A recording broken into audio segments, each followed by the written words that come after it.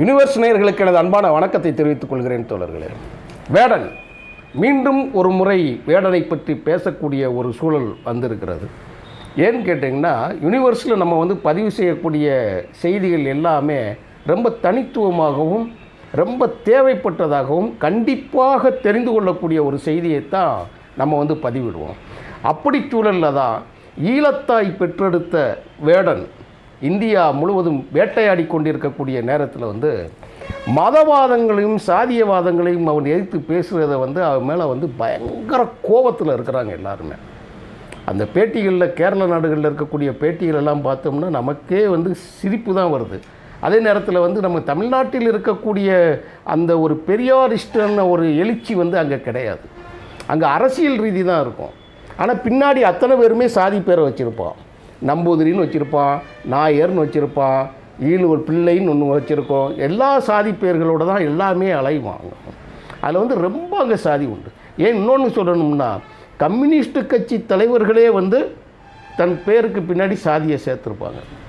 நான் இங்கே சொன்னேன் இல்லையா, 1929 தந்தை பெரியார் தனது பெயருக்கு பின்னாடி இருக்கக்கூடிய சாதி என்கின்ற இழிவு பட்டத்தை நான் தூக்கி எறிகிறேன்னு சொல்லிட்டு நம்மளெல்லாம் அவர் வழி நடத்திட்டார். அங்கே அப்படி செய்யலாம். நாராயணகுரு போன்ற முக்கியமான தலைவர்கள் எல்லாமே ஒரு சமூக எழுச்சியை கொண்டு வந்தாலும் பெரியாரோட தாக்கத்தை செய்கிறதுக்கு அங்கே ஆள் கிடையாது. அங்கே இருக்கக்கூடிய சாதி இழிவையும் தெருவுக்குள்ள மனிதர்கள் நுழைவதற்கும் புலையர்களுடைய கஷ்டத்தை அதாவது அதை விட நாயாடிகள்னு ஒன்று இருக்குது. பின்னாடி வரும்போதே இரவு நேரங்களில் தான் அவங்க சாப்பாட்டுக்கு கூப்பிடணும்.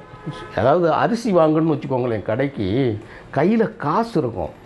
கண்ணில் மனிதன் படக்கூடாத ஒரு சமூகம்னு சொல்லி திருவாங்கூர் சமஸ்தானத்தில் மன்னராட்சியில் இருக்கக்கூடிய அடிக்கேவலமான ஒன்று செய்யும். அதுதான் ஒரு கட்டத்தில் சொல்லியிருக்கிறாங்க. நான் பேசியிருக்கிறேன் ஒரு கூட்டத்தில் கூட நான் பேசினேன். அந்த வைக்கம் நூற்றாண்டு விழாவில் கூட நான் பேசும்போது இந்த கருத்தை நான் பதிவு செஞ்சேன். என்ன செய்வாங்களான்னா, காந்தியும் ராஜாஜியும் வைக்கம் போராட்டத்தில் பெரியார் அவர்கள் அங்கே தங்கியிருக்கிற நேரத்தில் ஒரு பெரிய அந்த புரட்சியை நிப்பாட்டுறதுக்கு மன்னர் கூட பேச்சுவார்த்தை நடத்துறதுக்காக போயிருக்கிறாங்க. அன்னைக்கு இரவு அவர் அங்கே தங்கியிருக்கக்கூடிய சூழல். நான் வேடனை பற்றி தான் பேசுகிறேன் சூழலில் முக்கியமானது 10 தலை 10 கலைங்கிற பேரில் வேடன் சொல்லியிருக்காப்புல, என்னை வெடி வைத்து கூட கொள்ளலாம் அப்படிங்கிற ஒரு அறிவிப்பை கொடுத்துருக்குறான். இன்றைக்கி பயங்கரமான அங்கே தீப்பிடிச்சி எரிஞ்சிக்கிட்டு இருக்கக்கூடிய ஒரு செய்தியை தான் நான் சொல்கிறேன். அதில் அடுத்த காணொலி அதுதான், அவருடைய வீடியோ ரிலீஸ் அதுக்கு தான் நான் சொல்கிறேன். ஏன் வேடன் வேட்டையாடுகிறான்ங்கிறதுக்கு நான் காந்தி இந்த இடத்துல நான் சொல்கிறேன். பெரியார் தேவைப்பட்டார், அங்கே போராட்டம் பண்ணாங்க. அப்போ அங்கெல்லாம் நாங்கள் போராடலையா? போராட்டம் பண்ணாங்க, எல்லாத்தையும் பிடிச்சி உள்ளே போட்டுட்டான். அதை வெற்றி பெற வைக்கக்கூடிய சக்தி மிக்க தலைவர் தமிழ்நாட்டில் இருந்தார். அவர் பெரியாராக இருந்தார். ஏன்னா அன்றைக்கி திருவிதாங்கூர் சமஸ்தானம் அது தனிப்பட்ட முறையில் இருந்தது. அன்று யாரும் பெரியாரை கட்டுப்படுத்தத்தான் செய்தார்களே தவிர அந்த சாதி இழிவினை தடுப்பதற்கு காந்தியே முன்வரவில்லை. அதனால தான் வேடன் பாடுறான். தான் புலையர் என்ன, பறையர் என்ன, பாணன் என்ன, நீ தம்புரானாக இருந்தால் எனக்கு என்ன, மயிருன்ட்டு போகிறான். இந்த மாதிரி அவன் பேசுறதுக்கு காரணம் இந்த சம்பவம் சொல்கிறேன். காந்தி பேச்சுவார்த்தை நடத்த போகிறாரு. மன்னர் சார்பாக பேசுகிறதுக்கு அங்கே உள்ளே இருக்கக்கூடிய பார்ப்பன சமூகத்தை சேர்ந்த உயர் சமூகத்தை சேர்ந்த ஒருத்தர் வராரு. இந்தியாவிற்கே பிதாமகனாக இருக்கக்கூடிய மகாத்மா காந்தி தெருவில் உட்கார்ந்துருந்தார். பாப்பார் வீட்டு திண்ணையில் உட்கார்ந்துருந்தாங்க. வீட்டுக்குள்ளே விடக்கூடாதான். தெரு திண்ணையில் பேச்சுவார்த்தை. உலகத் தமிழர்கள் எங்கேயாவது இதை கேட்டுக்கொண்டு இருக்கிறவர்கள், உலகத்தில் இருக்கக்கூடிய மனிதர்கள், கருணை உள்ளவர்கள், இரக்கம் உள்ளவர்கள் கேட்டிங்கன்னா இந்த செய்தி உங்களுக்கு நடுங்கி போயிடும். இது ஒன்றும் பொய் செய்தி கிடையாது. அப்போ 2ஆம் முறை பெரியாரை ஜெயிலுக்குள்ளே கை விலங்கு போட்டு வச்சுருக்காங்க. கையில் விலங்கு, காலில் விலங்கு போட்டு பெரியாரை ஜெயிலுக்குள்ளே வச்சுருக்குறாங்க. தந்தை பெரியாரைத்தான் நான் சொல்கிறேன். அப்போ அவருடைய மனைவி போய் போராடிக்கிட்டு இருக்கக்கூடிய நிலைமை வருது. வேடன் ஏன் கோதிக்கிறான், வேடன் ஏன் புரட்சியாக தன்னுடைய வார்த்தைகளை வெடிமருந்த வீசுகிறாங்கிற மாதிரி செய்தி இருக்கு இல்லையா? இதெல்லாம் ஒரு காரணம். அப்படியெல்லாம் இருந்தது. காந்தியை வாசலில் உட்கார வச்ச கூட்டம். அப்போது ராஜாஜி ஒரு விஷயத்தை காந்திகிட்ட சொல்கிறார். இரவு படுத்துருக்குறாங்க. ராஜாஜி சம்பந்தி, நீங்கள் நல்லா தெரிஞ்சுக்கோங்க, அடைக்கட்டி நான் சொல்லிக்கிட்டே வரேன். உள்ளே 2 பேரும் படுத்துருக்குறாங்க ஒரு வீட்டில். விடிந்தால் மன்னரை சந்திக்கணும், பேச்சுவார்த்தைக்கு நடுத்தன்மை உள்ளே வாய்க்கிறதுக்காக போகணும். அப்போ சொல்லும்போது இரவில் ஒரு மிட் நைட்டில் ஒரு சவுண்டு கேட்குது. ஒரு சவுண்டு கேட்கும். இந்த மாதிரி நான் அந்த மாதிரி சத்தம் கொடுக்குறேன் இல்லையா, இப்படி ஒரு சத்தம் கேட்கு. அந்த சத்தம் கேட்ட உடனே காந்தி இதெல்லாம் அப்படியே பார்க்காங்க. இப்போ ராஜாஜி வந்து காந்திகிட்ட சொல்கிறாரு, மகாத்மா காந்தி அவர்களே சத்தம் கேட்குதே, இது என்னன்னு தெரியுமா அப்படின்னு கேட்குறாரு. ஆமாம், ஏதோ ஒரு நாய் குலைக்கிற மாதிரி சத்தம் இல்லை, நாய் இல்லை மனுஷங்க அப்படிங்க. மனுஷங்க என் நேரம் கேட்கலங்க அப்படிங்கிறான். கேரளாவில் இப்போ நம்ம இருக்கக்கூடிய ஏரியாக்களில் மனிதர்கள் கண்ணிலே படக்கூடாத ஒரு சமூகம் என்று ஒதுக்கி வைக்கப்பட்டிருக்கிறது. அவங்க கையில் காசு இருக்கும், அந்த காசை கொண்டுக்கிட்டு அவன் வந்து அந்த ஊர் எல்லையில் ஒரு சுவர் இருக்கும், அந்த சுவரில் ஒரு பானையில் தண்ணி இருக்கும், அந்த தண்ணியில் அந்த காசை போட்டுறணும். போட்டுட்டு என்ன வேணுங்கிறத எழுதி அதில் வச்சிடணும், எழுதி வச்சுக்கணும், இல்லைன்னா பாறை சுவரில் வைக்கணும். அப்போ இரவு நேரங்களில் தான் வரணும். அப்போ இந்த கடைக்காரர் இருப்பான் இல்லையா, அந்த கடைக்காரன் வருவான், வந்து அந்த பானைக்குள்ளே இருக்கக்கூடிய பணத்தை கையிலேருந்து எடுப்பான், அலசி தண்ணியில் தீட்டு போட்டாமல் இருக்கணுமா, எடுத்துடுவான். எடுத்துகிட்டு அந்த பேப்பரை பார்த்து என்ன இருக்குங்கிறத சொல்லுமா, கேட்டுட்டு கண்ணில் படக்கூடாதான், குரல் மட்டும்தான் கேட்கணும். கேட்டவுடனே அவன் கொண்டு வந்து அந்த ஜாமானை கொண்டு வந்து சுவரில் வைப்பான், அதை எடுத்துகிட்டு போவாங்கன்னா காந்திக்கு ஹார்ட் அட்டாக் வந்துடுச்சு. உலகத்தில் இப்படி ஒரு கொடூரம் நடக்குதா? நம்ம இந்தியாவிலையா இருக்குது, கேரளாவிலையா இருக்குது? அதுக்கு தான் என் சத்தமே கேட்குன்னா வேடன், நான் திருப்பி சொல்கிறேன், வேடன் வேடன் சொல்லி கத்துறீங்களே, வேடன் புலையன்னு சொல்கிறான்ல, நான் புலையன் இல்லை, பாணன் இல்லை, பறையன் இல்லைன்னு சொல்கிறான்ல, நீ தம்புரானும் இல்லை. அதுக்கு பிறகு தான் அவன் இந்த வார்த்தையை சொல்கிறான். இந்த வார்த்தை கோவப்படுற நீ, அந்த ஓலமான குரல் இருக்கு இல்லையா, மனித குரல், அவன் என்ன வேதனைப்பட்டு பணத்தை கொடுத்து சுவருக்குள்ளே உட்காந்து நள்ளிரவில் வந்து நீ உனக்கு ஓலை குரல் போட்டு அந்த சாப்பிட்றதுக்கு ஜீவனை வாங்க வைக்கக்கூடிய வார்த்தை நல்லா வந்துடும், அந்த வார்த்தை வந்துடும். பேசக்கூடாது.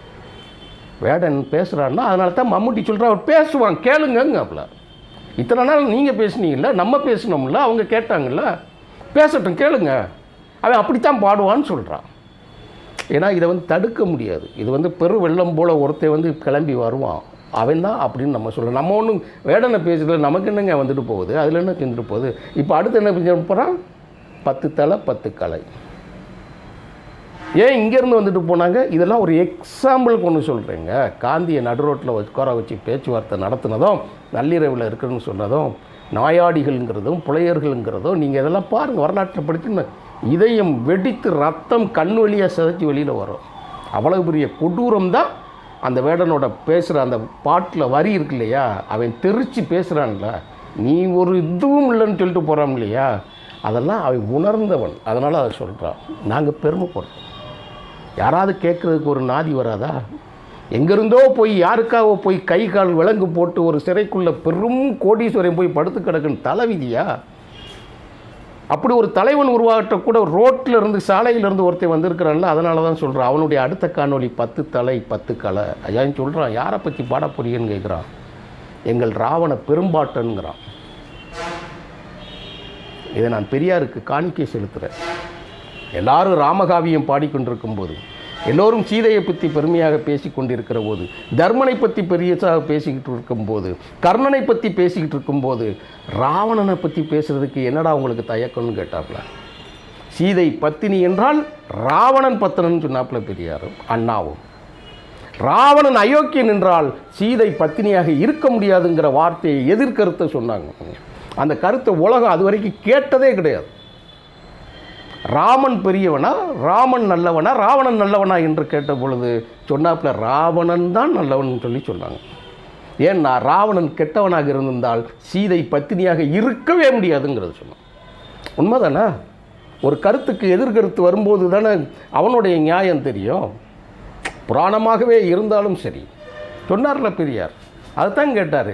எங்கள் திராவிட இனத்தை குறிப்பதற்காக நீங்கள் பேசினது தான் ராவணன் சொன்னார். அதனால் ஒவ்வொரு தமிழர்களும் திராவிடர்களும் கருப்பு சட்டை போடுங்கள்னா, இன்னைக்கு கருப்பு சட்டை போட்டு கூட்டமாக போகுது. இதெல்லாம் பார்க்குறதுக்கு பெரியார் இல்லை, அதுதான் எனக்கு வருத்தமாக இருக்குது. ஆனால் நாங்கள் இருக்கோம், பெரியாரின் வாரிசு, பெரியாரை முகம்பாணாத இந்த பேசிக்கிட்டு இருக்கக்கூடிய மதியழகனை போன்ற பல்லாயிரக்கணக்கான லட்சக்கணக்கான வாரிசுகள் அதை நாங்கள் பார்த்துக்கிட்டு இருக்கோம். இதுதான் விழிப்புணர்ச்சி. ஏன் அவன் கருப்பு சட்டை போட்டுக்கிட்டு வரான்? காரணம் இல்லாமல் கருப்பு சட்டை போட்டு வரா? அவள் தெரிந்து தெரியாமலோ தெரியாமல் சொல்ல அவள் செய்யக்கூடிய வார்த்தைகள், பேசக்கூடிய சொல் இருக்கு இல்லையா, அதுக்கு பின்னாடி பொருள் இருக்குது. இப்போ அடுத்த பதில் என்ன சொல்கிறான், எங்கள் ராவண பெரும்பாட்டன் 10 தலை இருக்கு இல்லையா, அதை 10 கலையோடு நான் வெளியிட போகிறேன்.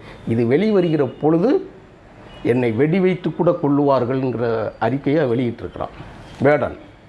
நம்ம என்னமோ எவனோ சொல்கிறத பற்றி நம்ம பேசுகிறதுக்கெல்லாம் இங்கே இந்த சேனலில் நம்ம பதிவிடுறதுக்கு வரலாம். அதனால தான் நான் வைக்கத்தில் நடக்கக்கூடிய திருவிதாங்கூர் சமஸ்தானத்தில் இருக்கக்கூடிய கேவலமான அணுகுமுறைகளையும், கோயில் கோபுரம் பார்த்தால் சால சிறந்ததுன்னு சொல்லிடுவாங்க. ஏன்னா கோபுரம் கண்ணில் தெரியாத அளவுக்கு மக்கள் தூரத்தில் இருக்கணும். நான் சில சாதிகளை சொல்லுவேன், இந்த இடத்துல சாதிகளை சொன்னால் பிரச்சனை ஆகுன்னு சொல்கிற வரிசைகள் காலகட்டங்கள் இருக்கலாம். பல்லர், பறையர், குறவர், கூத்தாடியர், சக்கிலியர், ஈழுவர், பஞ்சமர், சாணார், அதுக்கு பிறகு அவன் தான் சண்டாளன். சண்டாளன் ஒரு சாதி இருந்தது. அதுக்கெல்லாம் விளக்கம் இருக்குது. இறந்து போன பிணத்தை அதை நான் எல்லா பெண்கள்லாம் பார்க்கக்கூடிய சூழல் இருக்கிறதுனால நான் அந்த வார்த்தை பேச முடியாது. அடக்கம் செய்வதற்கு முன்னால் அப்படி ஒரு சாதி சமூகமெல்லாம் இருக்கக்கூடிய கேவலமான இல்லிப்பிறவியான சமூகத்தை அவன் ஓங்கார குரலில் பேசுகிற போது நமக்கு பெருமையாக இருக்குது. அதைத்தான் சொல்கிறோம். இன்னும் மக்கள் இன்னும் மந்தமாடா அவன் குரலை கேட்குறதுக்காக போகிறாங்க. அவன் ஒன்றும் சும்மா பாடுறது இந்த மைக்கேல் ஜாக்சனை பொண்ணு யூடியூப்பில் எல்லாம் தான் வருது. எல்லோரும் தான் ஓங்கி ஓங்கி கற்றுனா பாட்டு வருது. இல்லை இப்போ பாட்டு கூட வருது. நீங்கள் ஒத்த வரி கொடுத்தா எல்லா வரியும் போடுற பாடல் கூட தான் வருது. அவனுக்கு ஏன் போடுறேன்னா இது இயற்கையின் நியதி. இது மனித குலத்தை ஏதோ ஒரு இடத்தில் எவனோ ஒருவன் தட்டி எடுத்து எழுப்பி அடுத்த கட்டத்தில் சென்று விடுவான். அதுதான் இப்போ கேரளத்தில் நடக்குன்றிருக்கிற 10 தலையோடு 10 கலையோடு வேடன் வேட்டையாட வரட்டும். அவனை இருகரம் கூப்பி யூனிவர்ஸ் மூலமாக நான் வரவேற்கிறேன். நன்றி, வணக்கம் தோழர்கள்.